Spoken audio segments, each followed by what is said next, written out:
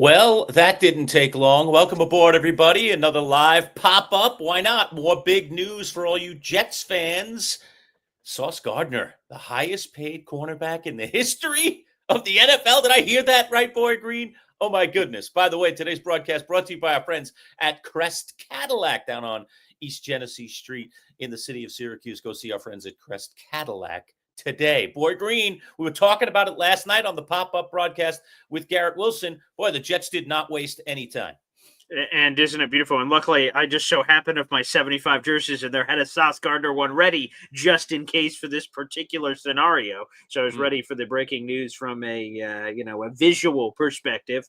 Wow, it did not take long at all. And it sounds like from the wording as this story has broken over the last couple of hours here, Lerch, that it sounds like these two deals were basically both done, and they gave each player their own day, so to speak, that they didn't just say Sauce Garrett at the same time. It sounds like they allowed them and waited a day before announcing the news. But either way, getting both of your young stars under contract for 6 years apiece, because it's adding on to their 2 years that they already had on their deals. The Jets' number one corner and the Jets' number one receiver under contract through 2030. That's a great place to be as a Jets fan. It's insane. And the contract it's the most cornerback thing ever, Lurch, that Derek Stingley is the highest paid corner in football this offseason with $30 million. And apparently it was very important for Sauce Gardner to be at $30.1 million.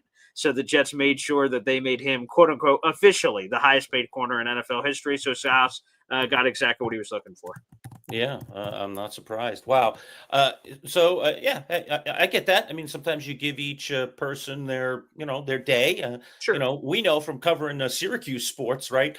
The Syracuse basketball schedule has been trickling out. And what they do is they've got a lot of the schedule put together, but they give you like one game every few days so that, again, the local media talks about it. You get a little bit of local news coverage, so on and so forth. So, hey, smart PR by the Jets. You know me, Mr. PR 101.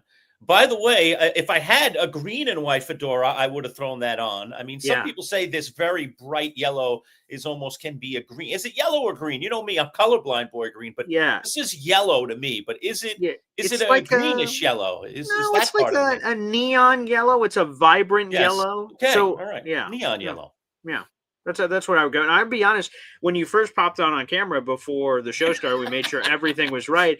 It appeared to me that the colors were the same. My eyes could not discern the difference between fedora and shirt. The longer I've seen you on camera now, there is a slight shade alteration there between it, but I do like it. I mean, these weren't a match set, as you know. The shirt I've had for a while. The fedora was picked up in all places, Pittsburgh, Pennsylvania. Beautiful. When we went with the interns just a couple of weeks ago, our Pittsburgh trip was several of our videos in our shorts area of our YouTube channel. We'll show you some elements of the trip, including a really cool video, which has gotten a lot of looks. If you haven't gotten a look at it, go check it out at MC Show Digital. And by the way, while you're there, subscribe to our YouTube channel. But one of our most watched early shorts, as they call them, is you standing in front of Acrisure Stadium. I'll take credit for the camera work. That was me on the camera with a lot of motion and movement. But it's the site, literally there's a sign where the draft is going to be, next year's draft is going to be in Pittsburgh. Correct. And there is a sign counting down day by day. And it says hour by hour, minute by minute, second by second. Right. Essentially. So we were in Pittsburgh. We were wandering around. I said, hey, let me take you up to see the football stadium while we're here at the baseball stadium. We got a little time. Let's take a walk. It's just up the shoreline here. And we walked on up, and then I spot this sign. I was like, what is that? And then I see the football logo, and I'm like, whoa, hey, that's right. The NFL draft is going to be right here in Pittsburgh. And so on this spot, essentially, where the sign is right outside the stadium is where they'll build their mega stage and the whole area for folks to come in. It's amazing what they've done with the NFL draft in terms of making it a spectator event. Pittsburgh's going to be a wonderful host, and it's going to be right on the water, gorgeous. So you did the little bit there, right on the spot, talking a little bit about your Jets. So yeah, that was cool. That was awesome. And I will say, we went to one of those little novelty stores. That's where you got it.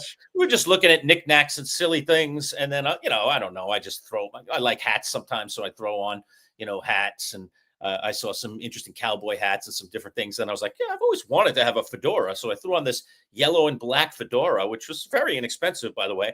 Yeah. And all the boys on the trip were like, yeah, very striking. Like it. I like the yellow and black fedora. So it's like, all right, it was only, I think, like $15. So I was like, all right, if I'm ever going to invest in a fedora, if you could call it that, I'll throw $15 down on the table and have a little bit of fun. So that's the so it's a little celebratory today. I love that. My first appearance here of the yellow fedora. I'll only bring it back for special occasions. Okay. Okay, good. Well, this was a special occasion. Well, there's two things immediately. First off, I see we have several people here in the chat, including Bubba Badshaw here, who says, hey, BG, Lerch, and Hep, who's also in the chat. And Badshaw, I was just doing my Boy Green Meets Woody show for everyone that loves that on Tuesdays, Thursdays at 3 o'clock. So a normal time show. The Sauce Gardner News just happened to break. And Badshaw commented on that stream and said, hey, are you and Lerch going to do your thing like last night? I said, we'll see what happens. And we're popping up, baby. I told you. We're going to be there when news is breaking. And if we're both available, or even if one of us is available in some cases, we will pop up here at MC Show Digital. So we're going to try and be at your beck and call, as they once said in the movie Pretty Women. Yes. And Lerch, get ready for this trivia question, which is going to come up at some point. Okay. Who was the first person to call in to the Manchild Show with Boy Green Digital? And then we'll answer this way. And answer this way. And without further ado, let's pop the cherry here, Lerch. It's Johnny Boy. We're not a virgin anymore. Caller. So thank you for helping us What's pop up, Johnny? This one, Johnny. Hey, what's going on, Boy Green? What's going on, Lerch? Lerch, how excited are you about this? Start with that, and then you can comment in. Go ahead. I'm pretty hyped. I think I was saying it with BG for a while that I really thought this was going to get done like right before practice, and it's going to be showcased in the One Jets Drive, right? So try to kind of get people excited for the season, et cetera, et cetera.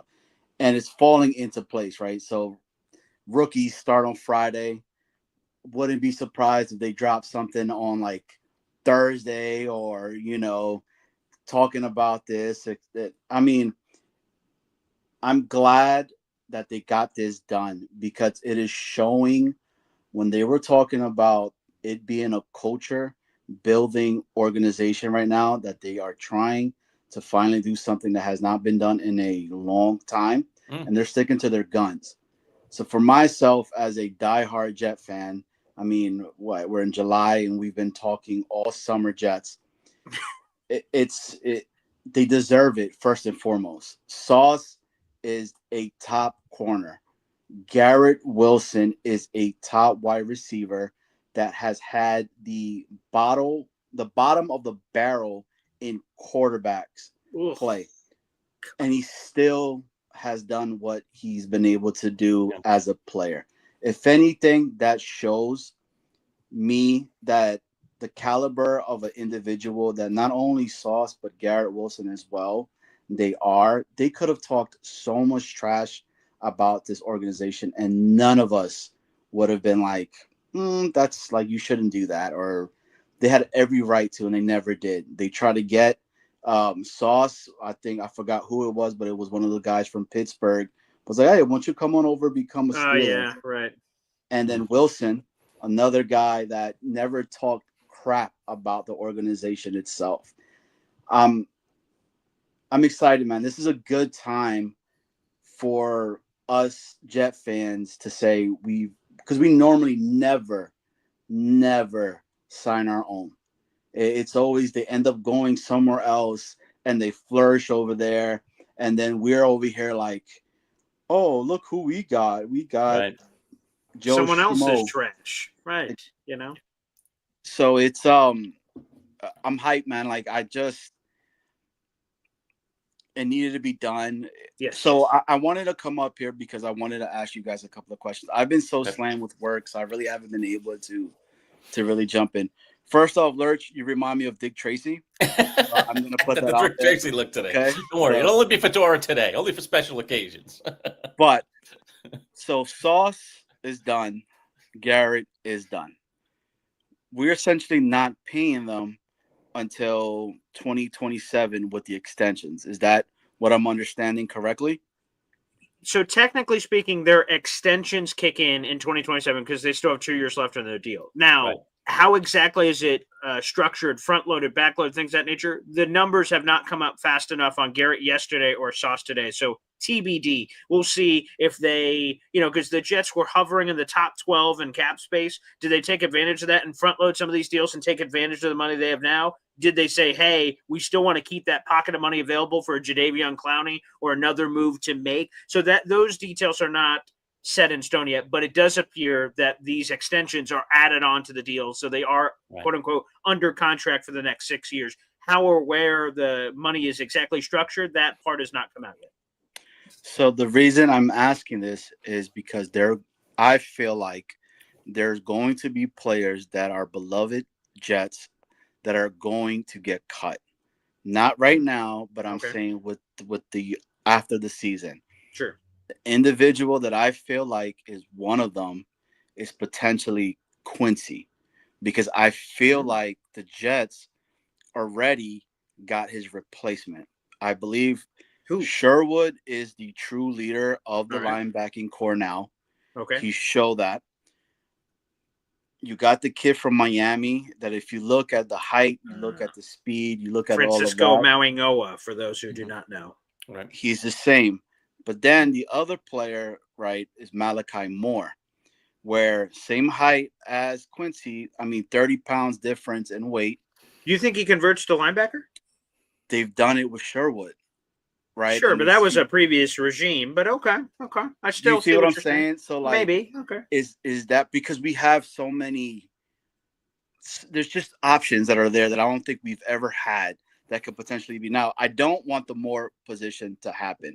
I would love if Quincy could be a Jet for the rest of his career, but I just can't see us paying 15 mil for two linebackers, right? To where potentially we're able to have that. Then it also goes the AVT.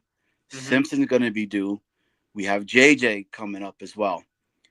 Now, the impact of these two moves of Garrett and Sauce, what does it do to those individuals that I just named?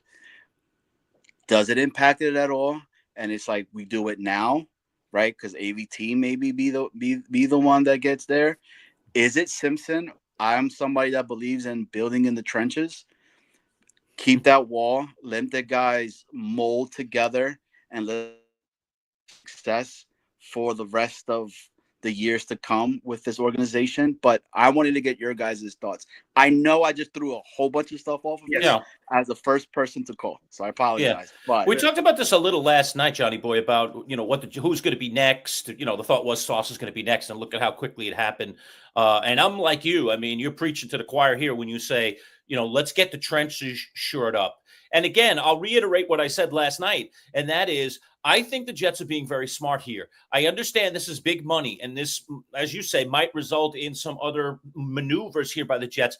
But the other thing is, it also saves money. Because when you get a guy now for the future, that guy who might be the highest paid now, 3, 4, 5 years from now, might be the 10th highest paid. That's how quickly this all moves. So, the Jets know that these are two young players who they want to keep in the fold. I really respect them for that. And then you get out in front of this curve and you pay them early. You don't do, as I was saying last night, the Dak Prescott maneuver, the Jerry Jones maneuver, as I call it now. Wait.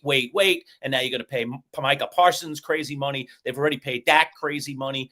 It just, that makes no sense. What the Jets are doing makes a lot of sense. Boy Green, I'll let you jump in. Go ahead. Yeah, there's a lot there. A couple of things here on the paying. You said Jamin Sherwood's making $15 million per year. That's a top 5 highest paid linebacker in football. So Jamin Sherwood got paid at the beginning of free agency by the Jets. There's only one team in the NFL that pays multiple off-ball linebackers at least $10 million per year or more. That's actually the Chicago Bears. It's Tremaine Edmonds. He makes $18 million per year. That's third highest in the league. And then there are other guys, TJ Edwards. He makes $10 million per year. Now, that's interesting, but here's the fact. If I'm Quincy, I see Jamin making 15. I want at least what he's making because I was a first-team All-Pro. He wasn't. I've done this for multiple years of production. He's done it for one. So if we're playing the pay game, I want at least what he makes and probably more. So it goes back to your question, boy, did the Jets pay 2 off-ball linebackers $15+ million per year? No other team in NFL history has ever done that. That doesn't mean the Jets won't, but there's not a lot of track record to back it up. So I hope they keep Quincy because I love the person. I love the human being. I love that he's brothers with Quinnen. What a cool story that these two guys who have both been first-team All-Pros. It's not just a happy-go-lucky charity story of Quinnen's a superstar and Quincy's some slap-around average Joe that's making this team. They're both really good at the height of their powers. That part to me is really intriguing. So that's TBD, but he's entering obviously the last year of his deal this year. And I would go to what Lerch just said, and I would champion and echo a lot of those comments that while it seems like a lot now, Sauce Gardner, highest paid corner in football. Garrett Wilson, 5th highest paid wide receiver in football based on his new money coming in. Jamin Shore, top 5 highest paid linebacker. You start, Quinnen Williams is tied for 6th among defensive tackles, and he was paid a few years ago. You can't pay everyone top 5. But paying them now and the cap continuing to go up every year, the new TV deals happening every year, there's a lot more money to play around with. So fingers crossed on Quincy. My gut would say that this is, and I wrote about this, last year, Johnny, me and you went into the season, I think a lot of people did, saying, well, this is DJ Reed's last year. We've sort of accepted it. We read the room. Michael Carter II got paid. Sauce Gardner we knew would eventually get paid. Are the Jets paying 3 corners crazy money? Probably not. And we all just sort of said, DJ, we love you, buddy, but you're playing out this year and you're going somewhere else after, and it just is what it is. For better or for worse, and for me it's a little worse because I love Quincy, I sort of have those same vibes heading into this year. And look, BG, before you jump back in, Johnny, here's the thing, too.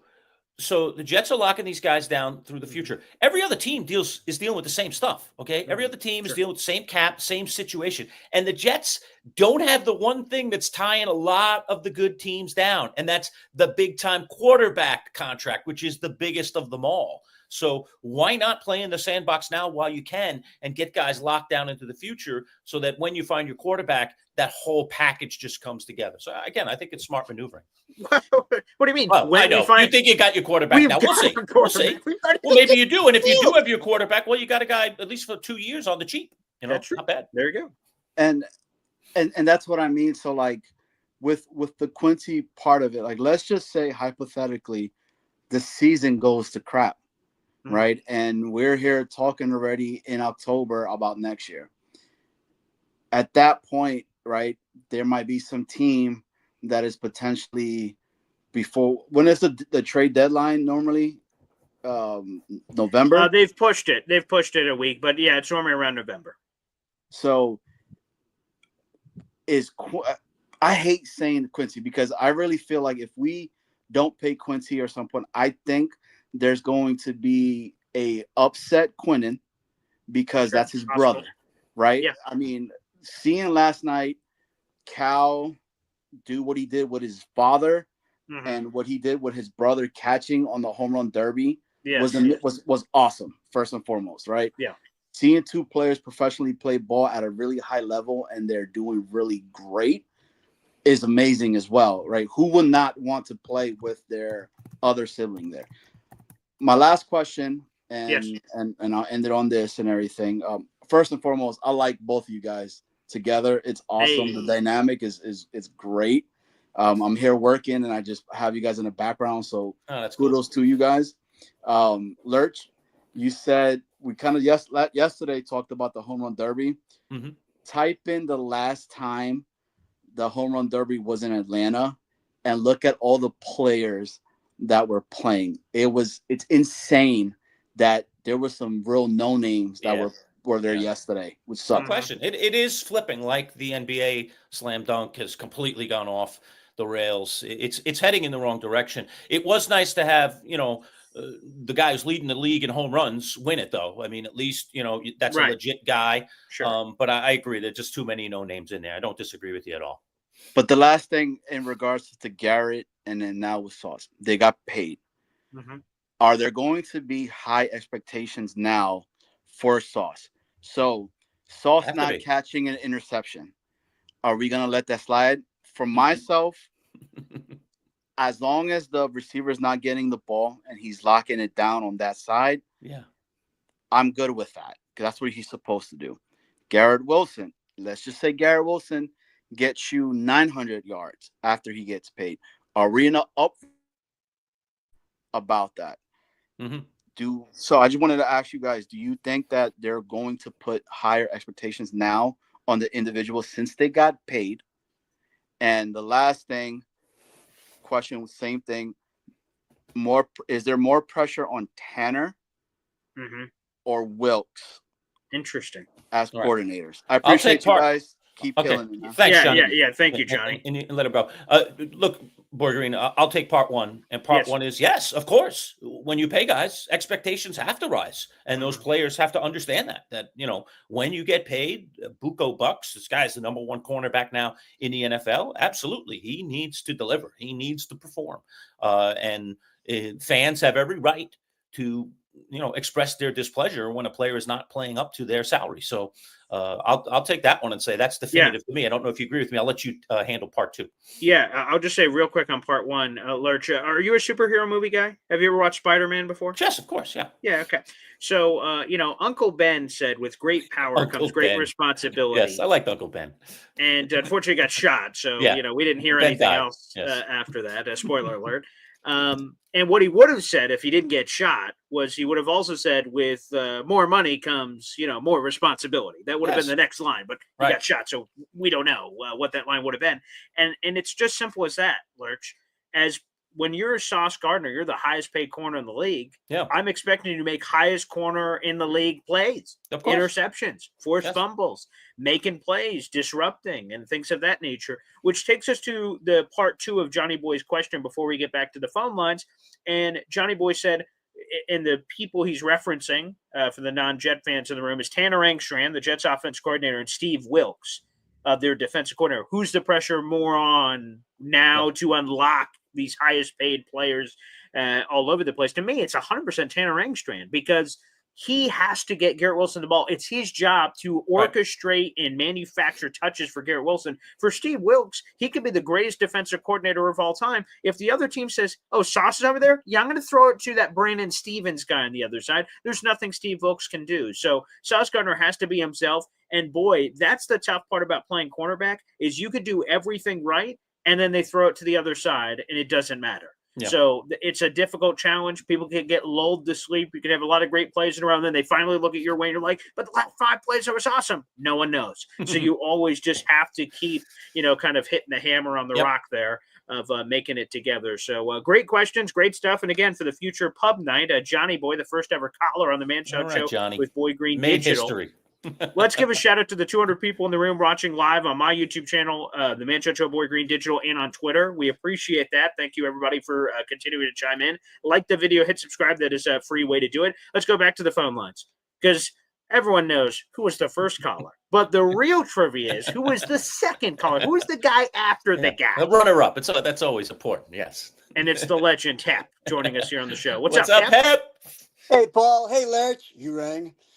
Listen, I got an idea. Yeah, like I didn't hear that a billion times when I was in elementary You know what I school. said to you? I said that to has myself, gone so baby out with the bathwater thing, But of course, every time someone, sees my name for the first time, it has to be. Okay. Yeah. Yes, I was a fan of the Addams Family back then. Because my last name is Hepburn, so I used to get heartburn all the time. So I'm in the same boat as you. And listen, I'm a man of many voices. I'm sorry to interrupt you. I'm a man of many voices. So if you really, really dragged it out of me, I would say, you rang. There you go. Nice. I was going to say embrace the thing. Get a clip. Yeah, I've embraced it over the years. It doesn't bother me. Get a sample of the guy actually. That guy was incredible. His voice was so low. But anyway, I won't do that again, because I can empathize with you. But anyway, I got an idea for your hat. Okay. Get the old-timey press. Remember the press pass they used to stick in the cap in the old days? Yes. That's the perfect hat for that. Oh, I love that. Yes, it is. Right. All the reporters used to wear the fedoras. Yes. Take a look. If you look at any I'm trying to think where you would see it these days, but I've read books and looked at books over the years where they show baseball games and they show shots of the crowd in like the 50s and the 60s. All of the men are dressed in suits and wearing fedoras, and all the women are in dresses. You're like, what is going on? I thought this was a baseball game. But that's the way people used to go to baseball games. They got dressed up to go to baseball games. And the reason they went to baseball games is because we didn't have air conditioning in the day. So people were like, let's get the hell out of this tenement. Get outside. I'm in Staten Island now, but I'm from Coney Island. So, the Coney Island was another place that was totally filled with people, like in the summertime in the olden days. Mm-hmm. But anyway, back to the Jets. You got to watch the thing on Garrett Wilson. What was it? The Jets put out that thing called what is it? Paul, One Jets Drive. One Jets Drive. There's a special on Garrett Wilson. Yes, that kid is really a straight up good person. His mother used to call him Pickles was a kid, and he used to yell out on the sideline, "Go Pickles, go!" Until finally he said, "Mom, you can't be calling me Pickles from the sideline anymore. I'm getting too old for that. But anyway, he's a really good kid. If you have a chance to watch it, you'll get a good idea. The other thing is that real quick, Cap. I just want to make sure I say it. So it is One Jets Drive. That's their entertainment department team that does all this video stuff, specifically to what you're talking about with the stories. Right. The subsection is called One Jet Drive Films Origins. Every story has a beginning, and they did a piece where they followed all these guys, and there's 5 of them: Quincy Williams, Jermaine Johnson, Jeremy Rucker, DJ Reed, and Garrett Wilson. And we got to hear again, quite frankly, their origin stories. You can find that out on NewYorkJets.com and their social media apps. It's terrific. Absolutely, really, really good. Now, Lerch, you're right. You're a little older than Paul.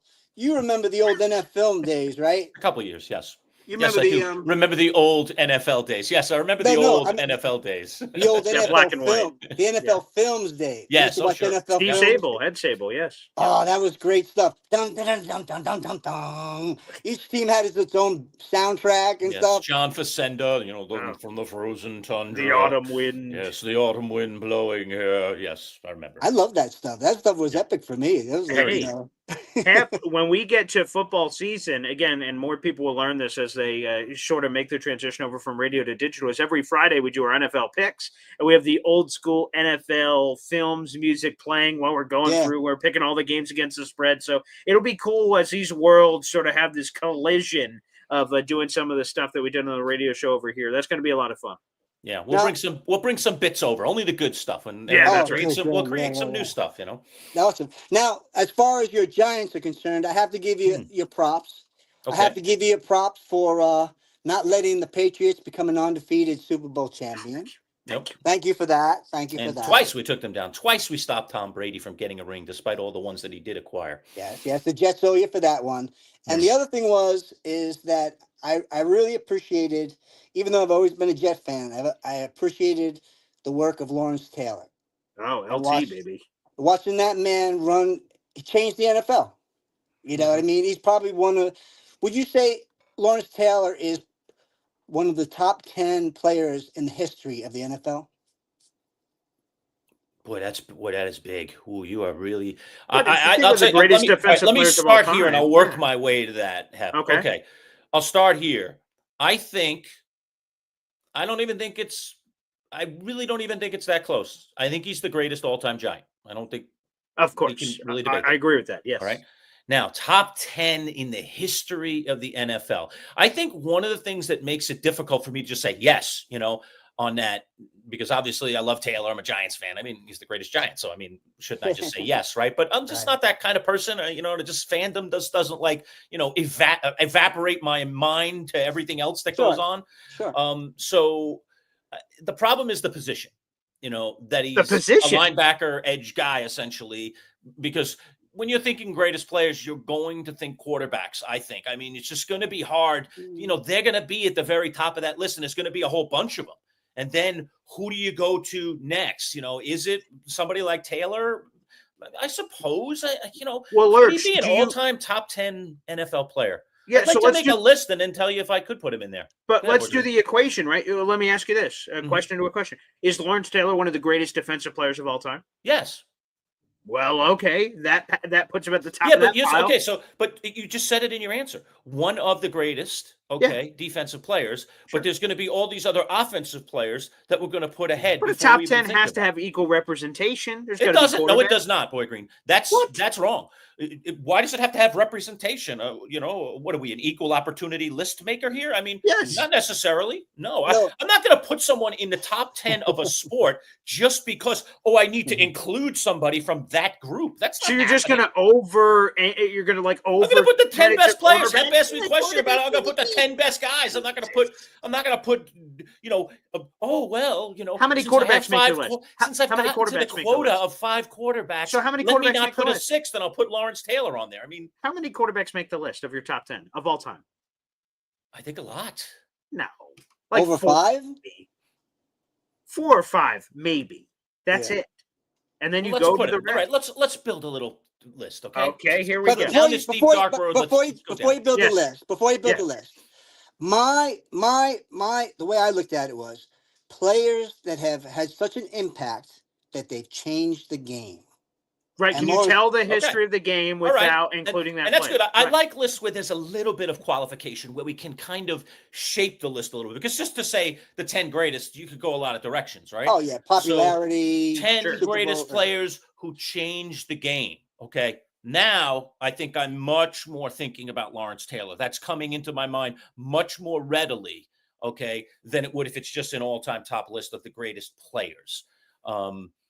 So if I could make that list, then again, there's going to be a bunch of quarterbacks on this. So let's build a little list here, Boy Green. Come on, let's have a little tete-a-tete here. All right. Okay. So we were doing it a little with Bud. So in the brunch with Bud about players with rings and stuff. But let's so let's get some quarterbacks on the list. Tom Brady has to be on the friggin' list. Joe Montana has to be on the list. I think Peyton Manning has to be on the list. I really do. I think he has to be on the list. Okay. Why Peyton Manning? Yeah. Oh, the records, the numbers just really are tremendous. Go look at his numbers. His numbers are unbelievable. I think Peyton was basically a throwback to the era of quarterbacks calling their own game. Yeah, right? Kind of. Pre-snap. And the fact that you say, and again, back to your premise of your list, you say guys that changed the game. To me, that guy changed the game. The way that he became the coach on the field. He made all the micro changes at the line of scrimmage. I mean, he was a guy that changed the game. And I'm going to throw another name out there, Boy Green. And I got into a little thing about this the other day, but I'm doing it again. Dan Marino has to be on my list. No, he just put the dopey rings thing aside for a minute, you fool. You needed to see the guy play. You just too young, I did see the guy play. What are you talking about? He was a game changer. The way that guy got rid of the ball, you couldn't touch him.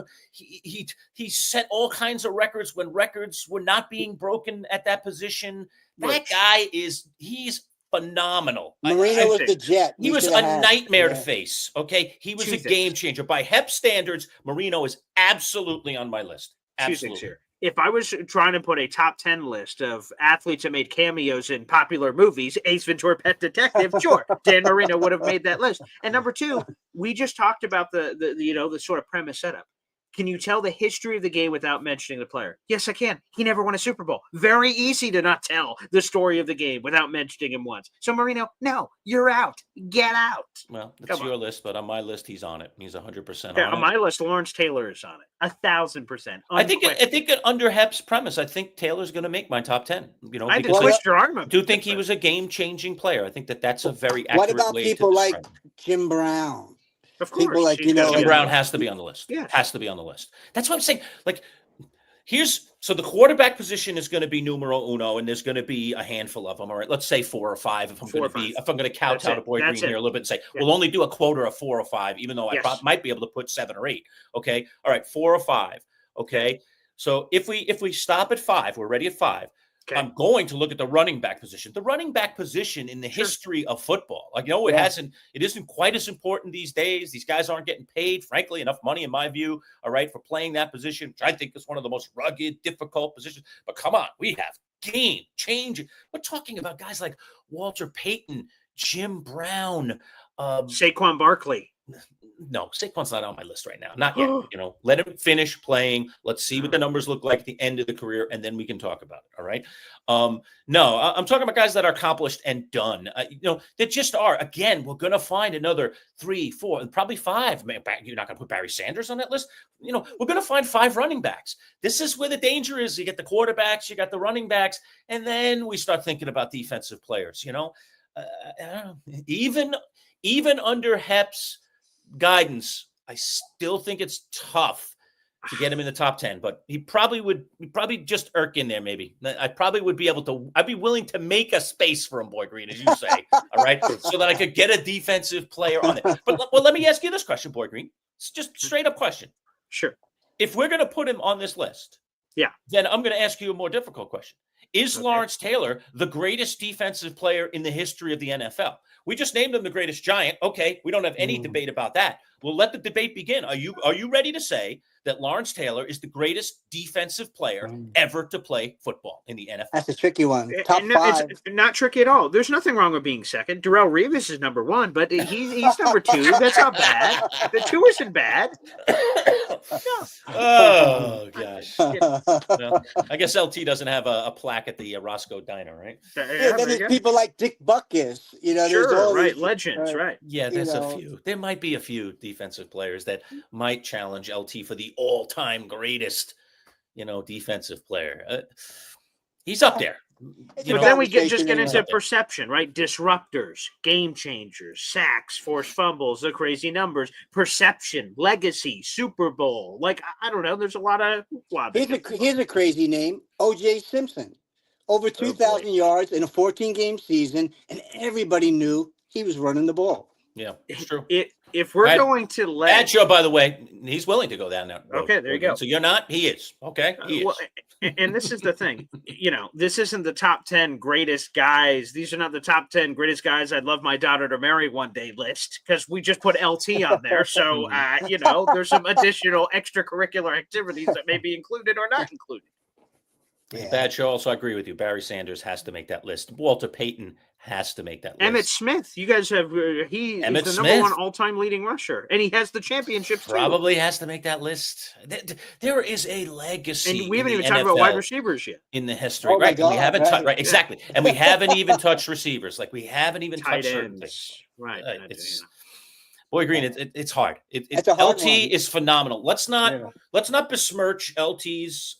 Yeah, we'll let him do that himself if he wants to besmirch any. He's done a lot of career. That. He has not been exactly an off the field darling, but no, he's phenomenal, and he's the greatest giant of all time. I really believe that to be the case. I think I put him above Gifford and Eli and Strahan and others. Y.A. Tittle?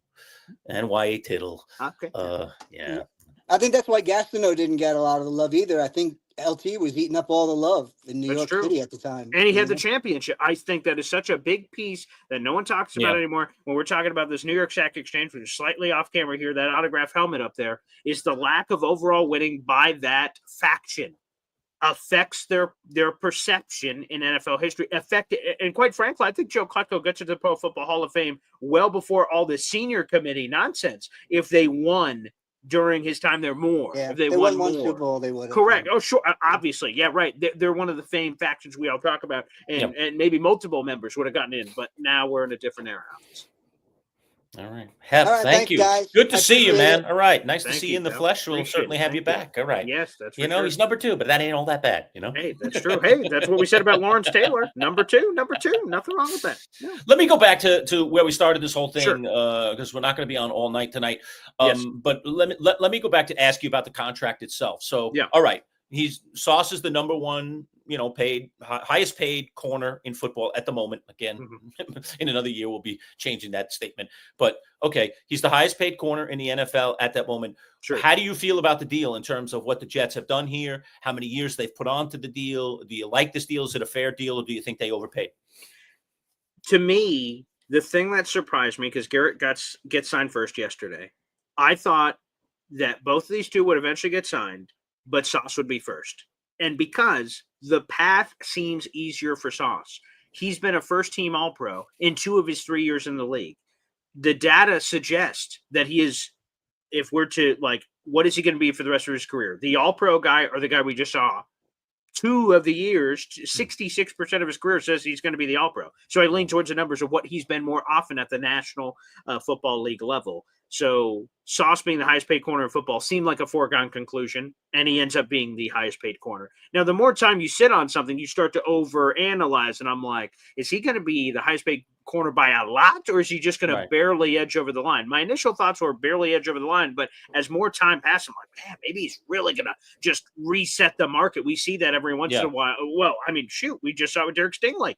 The highest paid corner in football earlier this offseason, Lerch, the bar was set at $25 million. There was J.C. Horn of the Carolina Panthers. Derek Stingley came in $5 million more per year over him. So he had this sizable leap. So I was curious if another sizable leap happened. So long story short, Sauce the highest paid corner in football. I don't care at all. Like, it doesn't like, oh boy, I'm angry or anything.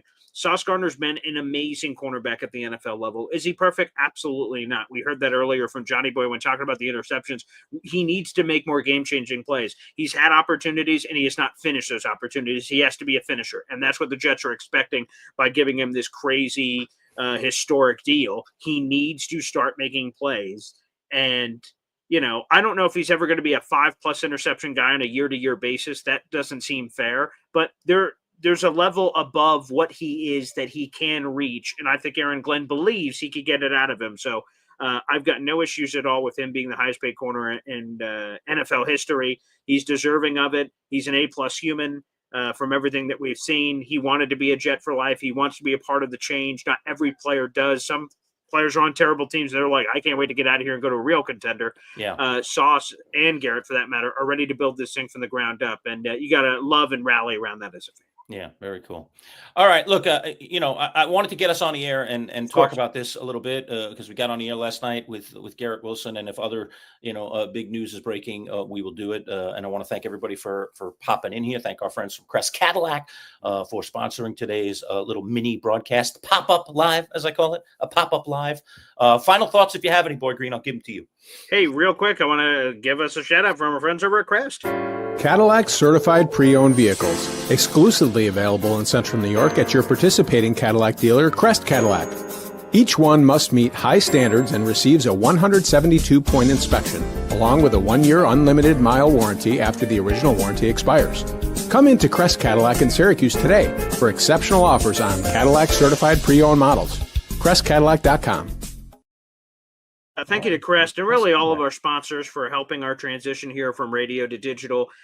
This has been weird, Lerch. I don't know what other word to describe it over the last 2 weeks of now being in this world where we're doing these live shows when breaking news hits. We're doing live shows multiple days a week on Mondays and Wednesdays. Other content's coming up of multiple hits today of Bud Poliquin digital, some Bills content on the channel, Jets now. This is just a new world, Lerch. I have to keep pinching myself saying, wow, this is what we do now. And it's been amazing. So shout out to all of our sponsors that make this possible. And specifically for today's show, shout out to the Jets for getting their business in order ahead of training camp because football's going to get here. It's good to just have your eyes play football, right? Crossed. Yep. Absolutely. And that's what Garrett said on social media, and Sauce said too. Yep. They were talking about the finances are figured out. I don't even have to think about that. I can just go play football, and that's what they want me to do anyway. Okay. All right. Fair enough. Okay. Well, look, good always to see you, Boy Green, and we'll be back at it again. Next breaking story. A lot of great content still coming out this week, and we'll be back live tomorrow at 11 for not only a recap of those 2 signings, but anything else that's going on in the world of sports. So tune in tomorrow live. Again, at MC Show Digital is where you find us on our YouTube channel, and we want you to be a subscriber there. So like our video and certainly subscribe to our YouTube channel as we try and build up our little community here. Thanks to everybody for tuning in today. Yes. We'll catch you on the flip side, as they say.